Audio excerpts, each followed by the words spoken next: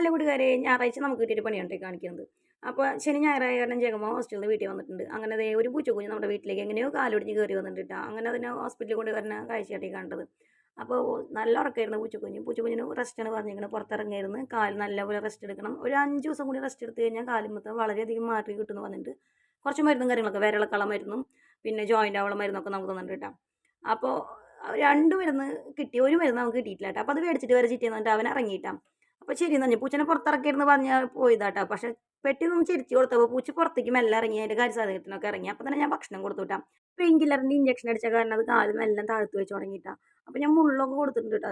മുള്ളല്ല, മീൻ കഷ്ണം തന്നെ കൊടുത്തത്. പക്ഷെ അതിൽ മുള്ള് പെട്ടു. അപ്പോൾ അമ്മയുടെ നിന്ന് കുറേ ചീത്ത കിട്ടിട്ട് എനിക്ക്. അങ്ങനെ അമ്മ വന്ന് മുള്ളൊക്കെ മാറ്റി ഒന്നുകൂടി വാരി കൊടുക്കാൻ നിൽക്കണം. വാരി കൊടുത്തില്ല, അമ്മ കുറച്ചും കൂടി കഴിഞ്ഞ് അത് വാരി കൊടുത്തിരുന്നു. അങ്ങനത്തെ മനസ്സറിയുന്ന ടീമാണ് നമ്മുടെ അമ്മ. അപ്പോൾ അതാണ് ഇന്നത്തെ നമുക്ക് 8ൻ്റെ പണി എന്ന് പറയാൻ പറ്റില്ല. അതാണ് നമ്മുടെ ഇന്നത്തെ വിശേഷം. Thank you.